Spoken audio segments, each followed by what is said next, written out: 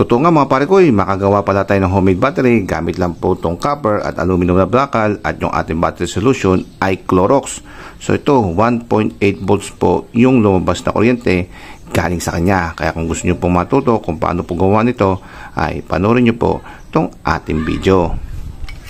Tara po, mag-experiment po tayo at tignan po natin kung totoo po bang gumagana yung napapanood natin na gumagawa po ng emergency light gamit po itong Clorox. Yung garapon na plastic or bote at 2 pirasong metal, isang copper o tanso at isang aluminum. So tingnan natin at baka magamit po natin to in the future pag wala po tayong kuryente sa bahay at kailangan na po natin talaga ng ilaw. So titignan po natin kung ilang voltahe po ang mapoproduce ito kung meron man, tignan natin kung kaya po ng 12 volts.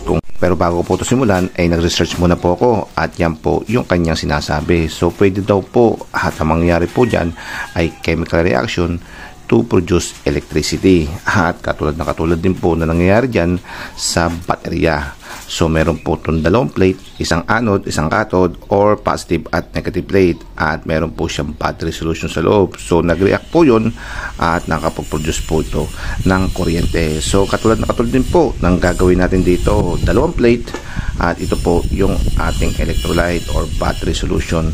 So tingnan natin mga pare ko, sana po nag-work siya at magamit nga po natin to in the future for emergency. Katulad na din po sa baterya ay hihirila po natin yung 2 plate natin, itong aluminum at itong copper. So magkakaroon din po siya ng 2 output. Kumuha po ako ng 2 butas para maikasa po natin to or maisaksak sa loob. Lagyan po natin siya ng glue gamit po itong ating glue gun para maging stable po at hindi po siya malaglag sa loob. Doon din po yung gagawin natin sa kabila natin ang glue. After po matuyo yung glue, so ito pwede na po to ay lalagyan na po natin to ng Clorox. Mas maganda po talaga kung glass po ang ating garapon, hindi po plastic. Since na ito po ay for demo lamang, titignan po natin kung gagana, pansamantala plastic lang muna. So yun, kasi wala po akong makitang garapon na glass. So yun, yan lang. And then ito na, nalagay na po natin tong ating 2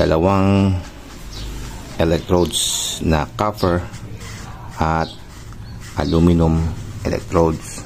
So hopefully ay nagpo-produce na po to ng kuryente.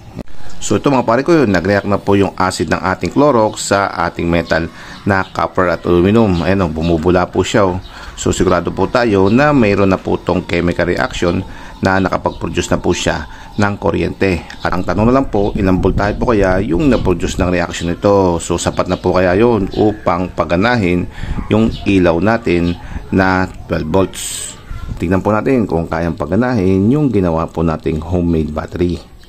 So negative mga pare ko at hindi po siya umilaw. So ang tanong lang po, ano po kayang voltahe ang na-produce nito? So ito po yung ating multimeter. Lagay po natin sa DC. Sigurado po tayo yung positive dito ay yung copper at yung negative naman po ay yung aluminum. Yung mga pare ko yung positive at yung na-produce po natin ng kuryente dito sa ating homemade battery ay 1.8 volts.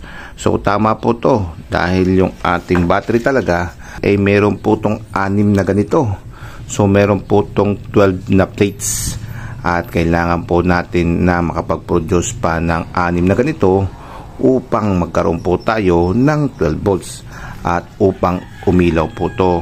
So kailangan po natin ng 6 pa na ganito. So siguro hindi na lang po natin itutuloy at okay na po dito at nalaman po natin na totoo po pala na pwede po natin gamitin itong copper at aluminum at itong Clorox upang maging homemade DIY battery at makapag-produce po tayo ng 1.8 volts na kuryente. So ganito lang po yung ating video mga pare ko. Paalam po. Paalam.